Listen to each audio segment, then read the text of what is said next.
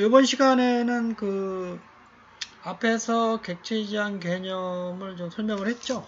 그래서 다양한 그 객체지향에서 사용되고 있는 뭐 객체, 그다음에 클래스, 캡슐화, 상속, 다형성, 연관성 뭐 이런 것들을 여러분들이 아마 그 1학년 때부터 이제 누차례 이제 많이 들었을 텐데 좀 어렵죠, 개념이.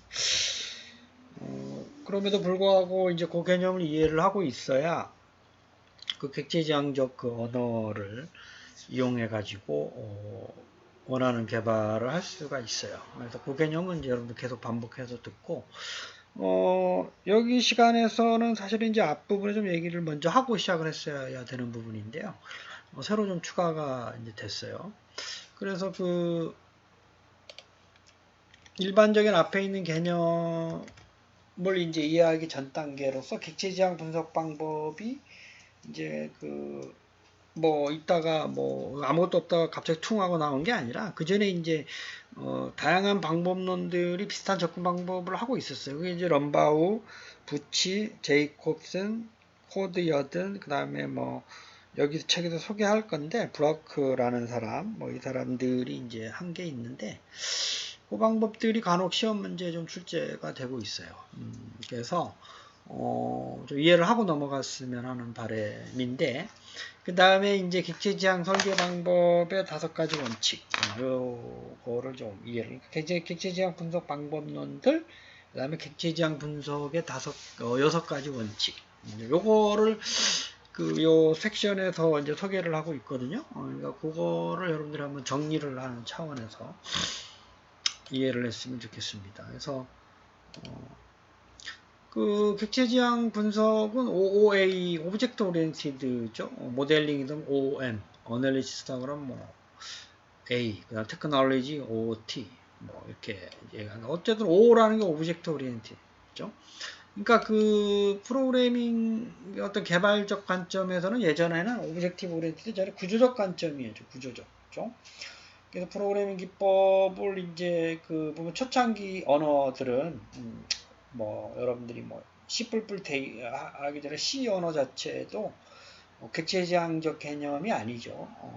이제 사실은 이제 어떤 순서, 그 다음에 선택, 그 다음에 반복, 뭐 이런 거의 기본적인 어떠한 개발 방법을 가지고 어떤 원하는 기능을 이제 했었죠. 그러다 보니까 이제 약간 좀 그게 비효율성이 많이 드러났죠. 여러 가지 차원에서. 그래서 이제 객체지향적 방법론이 이제 좀 대두가 되면서 다양한 사람들이 여러 가지 방법론을 소개를 해왔어요. 그러다가 OMD라는 그룹에서 그 표준화를 시켰죠. 그게 이제 요즘 여러분들이 배우고 있는 객체지향 개념이다라고 이해를 하시면 되겠습니다. 그래서 그 개념을 좀 이해를 하시면 되겠습니다. 그래서 그 우리가 객체지향 방법은 여러분들이 많이 해봤지만 객체, 속성, 클래스 멤버, 그 다음에 전체, 그 다음에 부분 이런 식으로 좀 모델링 해나가는 거죠. 그래서 그 객체를 아는 게 상당히 중요하죠. 객체가 뭐냐. 그렇죠? 그래서 어떻게 그 객체 안에는 속성과 속성 멤버, 그 메소드를 어떻게 구현하느냐 부터 시작을 해가지고 만들어진 객체를 어떻게 인스턴스화하느냐, 상속을 받아서 그 관계를 정의하느냐, 또는 다양성을 구현하느냐, 뭐 이런 것들을 여러분들이 이제 많이 접해왔을 거예요. 그래서 뭐 이런 방법론을 이제 쓰고, 그래서 그 클래스, 객체, 속성, 연산 이런 걸 좀 이해를 하셔야 되고, 그래서 객체 모든 걸 다 객체로 보는 거죠. 그래서 그걸 클래스로 인스턴스 하는 거, 그다음에 이걸 클래스 가지고 구분하는 거, 그렇죠? 그런 방법론이 있었고, 이제 이런 방법론들이 아까도 말씀드렸지만, 뭐 아무것도 없다가 덜커덕하고 탁 태어난 게 아니라 그랬죠. 그 전에 가장 대표적으로 럼바우라는 사람이 기존의 구조적 그 모델링 방법의 문제점을 좀 지적을 해가지고 객체, 그 다음에 동적, 기능 이렇게 3가지로 분석을 좀 하면 소프트웨어 설계하는데 편하지 않을까라고 이제 얘기를 해서 객체 모델링, 동적 모델링, 기능 모델링 요거 3가지는 좀 이따가 다시 한번 요게 이제 시험에 많이 출제가 돼가지고 럼바우 기법, 그 객체 동적 기능, 객동기라고 외우시면 돼요. 객동기, 객체 동적 기능. 그래서 격동기가 아니라 객동기로 이렇게 외우시면 이해하는 거. 그러니까 세 가지니까 문제가 많아요. 다음 주 럼바우의 객체지향 모델 방법이 아닌 것은 뭐 이런 식으로 나오기 좋으니까 외우셔야 된다. 이런 객동기, 객체 동적 기능 모델링을 이제 제안을 했어요. 붙이라는 사람도 어떤 미시적인 것과 거시적인 걸로 좀 나눠서 미시적인 것끼리 모아서 하나의 거시적인 것. 지금 우리가 하고 있는 클래스들을 객체로 모델링하는 방법하고 좀 유사한 거죠. 그렇죠? 그다음 제이콥슨이라는 사람은 UML에서 앞에서 배웠었던 유스케이스에 관심이 많았어요. 그래서 유스케이스 다이어그램을 가지고 뭐 충분히 소프트웨어 설계를 할 수 있다 라고 이제 해서 그 제이콥슨 방법을 이제 제안을 하게 됐죠. 이 사람이 이제 또 있고, 코드와 여드는 이제 여러분 데이터베이스 시간에 아마 배웠을 거예요. ER 다이어그램. ER 다이어그램도 사실은 보면 거기서는 이제 그 오브젝트라는 말 대신에 E라는 게 엔터티라고 하죠. 엔터티. 이게 사실은 똑같은 개념이에요. 오브젝트랑. 거기서는 이제 데이터베이스를 처음 이제 그 주장한 사람, 설계한 사람은 수학자인데요. 그 사람이 이제 E라는 게 엔터티라고 얘기를 했어요. 그래서 릴레이션이죠. 그래서 엔터티와 릴레이션, ER 다이어그램을 가지고 사실은 개체죠. 엔터티의 행위를 모델링 하면서 엔터티를 식별하고, 관계를 가지고 구조를 식별하고, 그다음에 기능을 식별하고, 속성을 식별하고, 인스턴스 하나하나의 뭐 인스턴스를 또 연결하는 걸 정의하고, 그 사이에 메시지를 연결하는 방법을 정의하고, 이런 일들을 했었어요. 이제 요거는 이제 지금도 데이터베이스를 이제 설계, 또는 이제 사전에 분석, 구조를 잡을 때, 이제 우리가 그 어떤 그 물리적 단계의 데이터베이스를 설계하기 전에 논리적 단계의 설계 구조를 해요. 논리적으로. 이제 그럴 때 이제 뭐 스키마를 설계한다 그러는데, 그 안에서 들어가고 있는 여러 가지 개체라든지 속성이라든지 연산이라든지 메시지들을 다 그림으로 또 표현합니다. 그게 이제 ER 다이어그램이에요. 엔터티 릴레이션십 다이어그램. 요걸 가지고 이것도 상당히 이제 어떤 그 구조적인 거라고 평가하기보다는 그 객체지향적 개념에 가까운 거죠.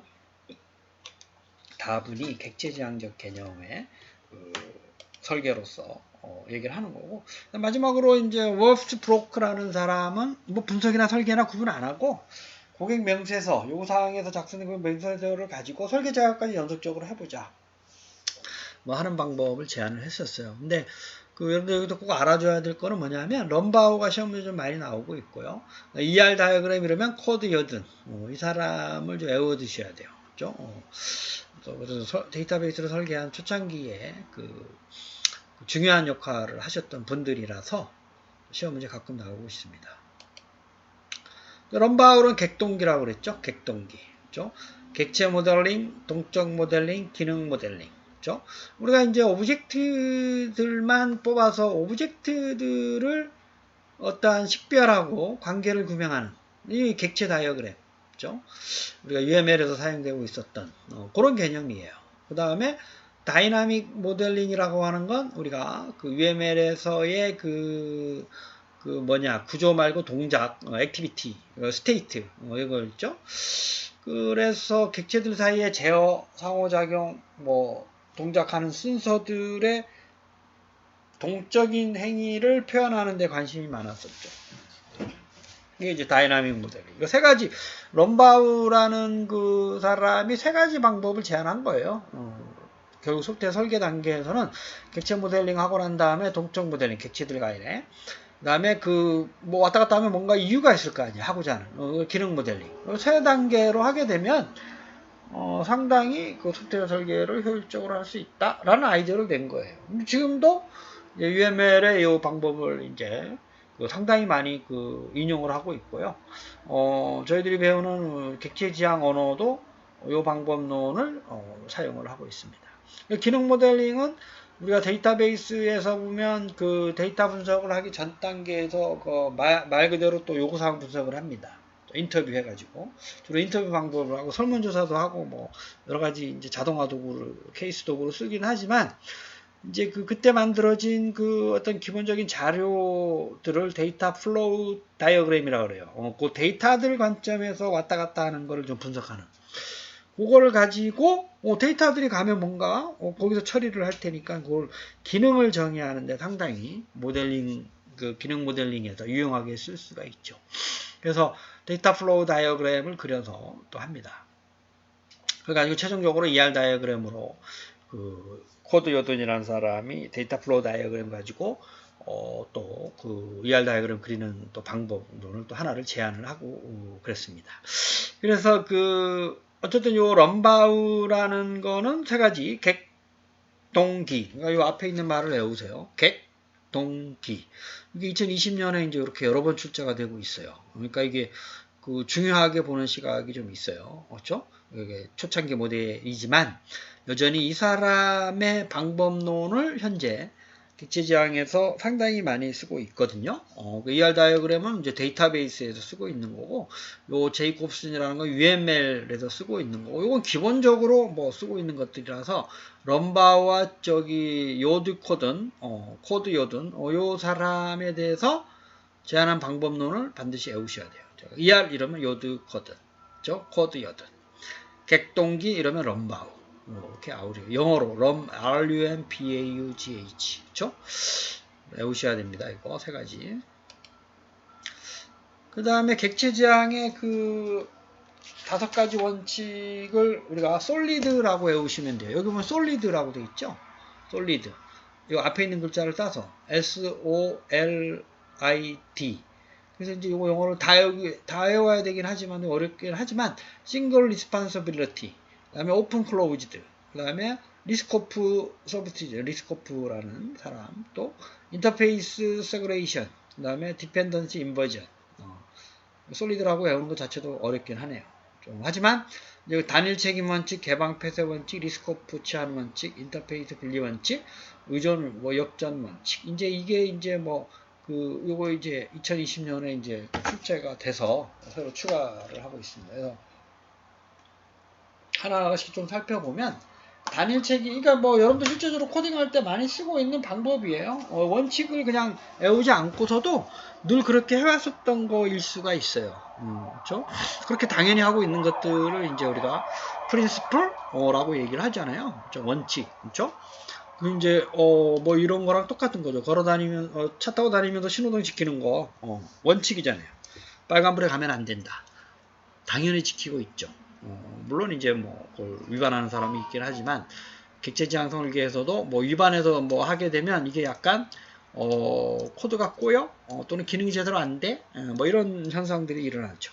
그래서 이걸 원칙은 5가지 원칙은 반드시 지키셔야 됩니다. 첫 번째는 뭐냐면 그 응집도는 높고 결합도는 낮게 하나의 책임. 그러니까 모듈 안에 객체나 클래스 인스턴스로 설계된 거 안에 이제 들여다보면 이 안에서 다 해결이 되고 관계를 좀 적게 이게 단일 책임 말 그대로 안에서 다 해결해라 멤버 메소드로 뭐 그런 원칙이고요. 두 번째는 개방 폐쇄 원칙은 그 가난한 변경하지 않고 새로운 기능을 추가할 수 있으면 좋겠죠. 그래서 우리가 인캡슐레이션을 좀 뭐 딱 정해진 건 없지만 아름답게 인캡슐레이션, 죠? 캡슐레이션 안에 딱딱 하나의 그 유닛 기능을 딱딱 넣어서 하는 거죠. 리스코프라는 거는 뭐냐면 그 부모 클래스에서 받아서 자식 클래스 하게 되는데 자식 클래스에서 새로운 거 많이 만들지 말고 가능하면 부모 클래스에서 하던 거를 그대로 하게 해라라는 거예요. 여기서 새로 뭐 자꾸 만들지 말고 이제 가능한 한, 그죠? 그래야 이제 확정성이 높게 되겠죠. 부모 클래스에서 가능한 행위는 수행하게끔. 그래서 보통 뭐 그러니까 우리가 이렇게 세대를 보면 사람이 살아가는 게 거의 뭐 대동소이하잖아요. 부모가 하는 거 잘하면서 자식도 똑같이 하기 때문에 요 하던 거를 다 하고 바뀌는 것만 하라 이런 얘기입니다. 그죠? 설계하라. 인터페이스는 그 가능한 한 적게 해라. 이게 이제 응집도는 높고 결합도는 낮게라는 좀 비슷한 말이긴 하나 그 가능한 한 인터페이스로 인해서 영향을 받는 거를 적게 하라 이런 얘기였죠. 가능한 한 분리죠. 마지막으로 그 추상성이 낮은 클래스보다 높은 클래스의 의존관계를 맺어야 돼. 추상화를 많이 알아야 돼. 추상화. 그래서 추상화를 많이 하게 되면 추상화를 너무 또 세분화하지 말고 좀 이제 큰 그림에서 추상화를 많이 해라. 좀 어려운 제가 말하면서 좀 어렵긴 하네요. 어쨌든 여러분들이 딱 정답은 없어요. 이게 이제 어떤 그 수학 문제인 것처럼 그럼 어떻게 하라는 거냐? 어떻게 추상화를? 어떻게 나누래요? 어떻게 그 기능을 나누? 이게 딱 오진 않을 거예요. 여러분 하다 보면. 근데 보통 보면 이제 잘 설계가 돼 있는 거 아닌 거 이런 거는 구분할 수가 있으나 가능한 한 요 5가지 원칙을 최대한 지키면서 클래스 만들고 객체 만들고 인스턴스 만들고 인터페이스 안에 있는 메소드를 설계하고 메시지를 이제 주고받도록 하고 안에 있는 아규먼트라든지 인수들도 잘 그거에 맞춰서 5가지 원칙의 원칙을 가능한 한 지키려고 노력하면서 설계를 하는 게 바람직하다. 그래도 뭐 누누이 말씀드리지만 이게 딱 정해진 정답은 없어요. 그렇죠? 정답이 있으면 이거 뭐 누구나 다 뭐 쉽게 그 객체지향을 가지고 설계하거나 이런 거 할 수 있으나 그렇지 않다라는 게 좀 안타까운 얘기이긴 하죠. 그래서 이제 이 5가지 원칙은 어쨌든 여러분들이 늘 생각을 하면서 외우셔야 되고요. 솔리드. 그 다음에 나중에 이제 뭐 어떤 소프트웨어 개발을 객체 지향을 하게 될 때도 가능한 한 이런 관점에서 좀 생각을 하면서 많이 하다 보면 좀 이제 좀 노하우가 좀 생깁니다. 자바라든지 뭐 C++이라든지 요즘 나오는 파이썬이라든지 다 객체 지향적 접근 방법론을 다 사용하고 있기 때문에 특히나 파이썬은 대부분 다 라이브러리고 패키지고 뭐 이런 거를 사용하는 기법들로 전향이 돼 가고 있기 때문에 여러분들이 어떻게 객체를 설계하고 메소드를 선언하고 하는 것들에 대한 좀 원칙을 늘 생각을 하면서 구조를 잡고 개발을 해보시기를 당부의 말씀을 드리겠습니다. 책에 있는 문제를 한번 볼까요? 그래서 이런 식으로 ER 다이어그램이지만 코드 여든 방법이죠. 그래서 객체를 여기서는 이제 사실은 엄밀하게 엔터티는 객체지만 객체라고 얘기를 해요. 엔터티 구조 잡고 그 안에 있는 객체들에 대한 속성을 하고 핵심적인 ER 다이어그램에서 핵심적인 시작하는 주체를 정의를 해서 관계를 잡고 그다음에 어떠한 기능을 정의하는가. 그래서 이제 보통 여러분들 데이터베이스 보면 학생이 교수 그러니까 이제 교수와 학생 이거 가지고 많이 설명을 하죠. 교수의 속성, 학생 간의 관계, 뭐 수강 신청 이런 거를 아마 데이터베이스의 핵심적인 설명을 할 때 많이 이제 접하게 되는데 그런 ER 다이어그램이 이 사람이 만든 거예요. 요드 코드와 요드죠.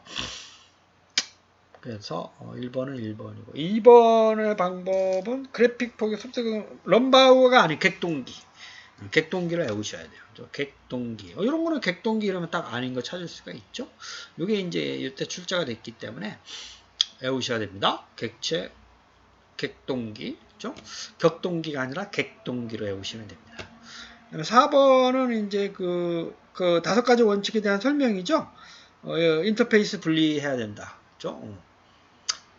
자신이 사용하지 않는 거 계속 두고 봐도 메소드가 있는데 그 안에 전혀 그걸 안 불러줬어요. 이거는 그 안에서 필요 없는 메소드죠. 이제 그렇게 설계한 건 잘못된 거죠. 다른데 다른 클래스가 내 메소드를 부를 때만 쓴다. 이거는 거기 있을 이유가 없잖아요. 그렇죠? 그런 거를 얘기하는 겁니다. 인터페이스 분리 원칙. 솔리드 원칙 중에 여러분들이 I에 해당되는 거죠. 인터페이스 세그레이션 분리. 그죠? 다음에 5번 문제는 리스코프 치환죠. 그러니까 이제 2가지로 설명을 할 수가 있겠죠. 자식 클래스는 최소한 자신의 부모 클래스에서 가능한 행위는 수행할 수 있어야 된다. 상속받았지만 여기서 다 수행할 수 있어야 된다. 라고 하는 거는 뭐냐 하면 하이 클래스는 어디에서나 자신의 어떤 상위 클래스로 내가 없더라도 얘가 부모님이 하는 걸 불러서 쓸 수 있어야 된다 이런 얘기죠. 내가 꼭 이거 서로 이제 그 결합도가 너무나 이제 그 센 거죠. 응집도가 세야 되는데 결합도가 너무 세가지고 요 부모 걸만 부르고 다른 데서 쓰는데 굳이 얘까지 같이 이렇게 묶어서 따라와서 쓸 수 있게끔 설계하는 거는 바람직한 객체지향적 설계 방법론이라고 볼 수가 없다. 이렇게 설명을 할 수가 있겠습니다. 그래서 이번 시간에는 말씀드렸지만 객체지향 분석 방법 럼바우 객동기, 그 다음에 코드와 요든 ER 다이어그램, 그 다음에 5가지 원칙 솔리드. 요거를 다시 한번 좀 생각을 하시면서 좀 외우고 좀 외울 건 외우기를 바라겠습니다. 여러분 감사합니다.